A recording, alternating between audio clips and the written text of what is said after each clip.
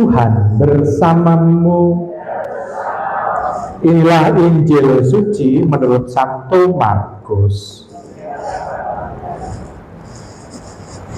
Sekali peristiwa datanglah seorang ahli Taurat kepada Yesus dan bertanya kepadanya, perintah manakah yang paling utama? Jawab Yesus, perintah yang paling utama ialah, dengarlah hai orang Israel, Tuhan Allah kita itu Tuhan yang esa. Kasihilah Tuhan Allahmu dengan segenap hati, dengan segenap jiwa, dengan segenap akal budi, dan dengan segenap kekuatanmu. Dan perintah yang kedua ialah, kasihilah sesamamu manusia seperti dirimu sendiri. Tidak ada perintah lain yang lebih utama daripada kedua perintah ini. Berkatalah ahli Taurat itu kepada Yesus, Guru, tepat sekali apa yang kau katakan, bahwa Dia itu esa dan bahwa tidak ada Allah lain kecuali Dia. Memang mengasihi Dia dengan segenap hati, dengan segenap pengertian, dan dengan segenap kekuatan, serta mengasihi sesama manusia seperti diri sendiri, jauh lebih utama daripada semua korban bakar dan persembahan.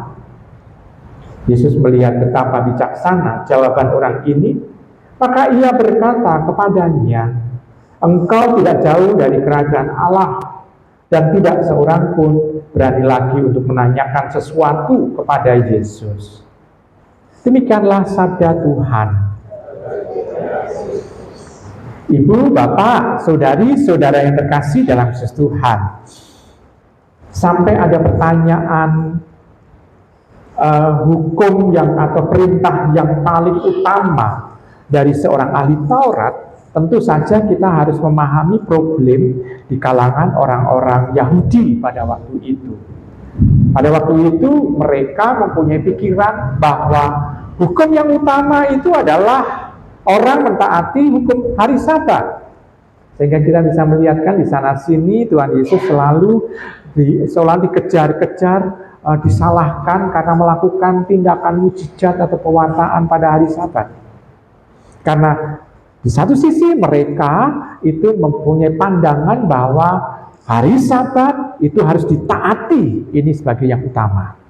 Tapi di sisi lain, mereka juga berpikir bahwa persembahan di Mezbah ini yang paling penting pada saat hari-hari raya atau hari-hari peringatan mereka.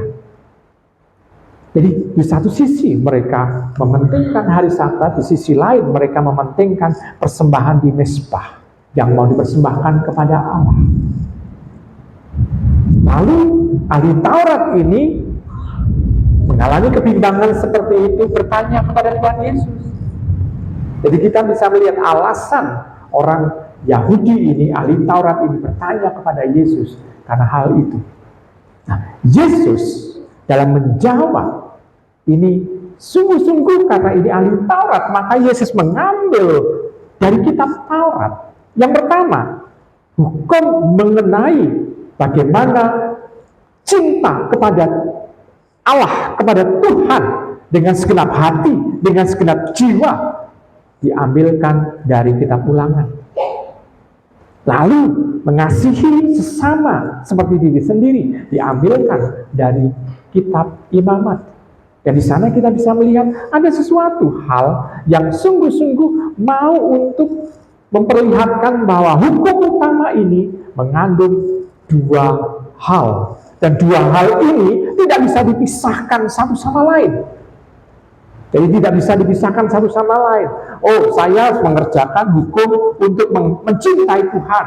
Lalu hari berikutnya saya mau mewujudkan cinta kepada sesama. Seolah-olah berbeda. Enggak. Ini adalah satu kesatuan. Kalau kita ini sebetulnya saling mengandaikan satu sama lain. Ya. Begini. Kalau kita itu mencintai Allah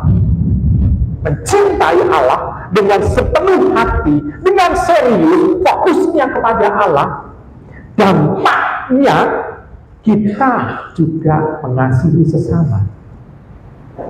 Jadi kalau tidak berdampak mengasihi sesama, itu nol, omong kosong belaka. Orang hanya menjalankan ritual, tetapi bukan cinta kepada Allah. Lalu kalau fokus dia kepada orang yang misalnya perlu untuk dibantu, perlu untuk dicintai, perlu untuk disapa, perlu mendapatkan perhatian, maka sebetulnya orang ini itu sebetulnya sedang melakukan kehendak Allah. Jadi kita bisa melihat dua hukum ini sebetulnya saling berkelindan, saling berhubungan satu sama lain yang tidak bisa dipisahkan satu sama lain.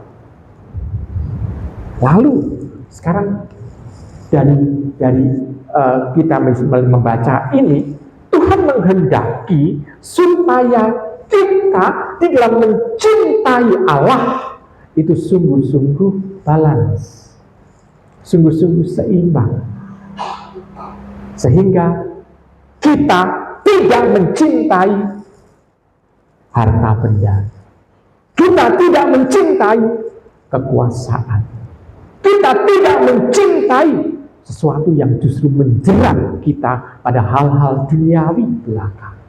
Tapi Tuhan kembali mengingatkan kepada kita bahwa yang paling utama adalah kita mencintai Allah dan mencintai sesama.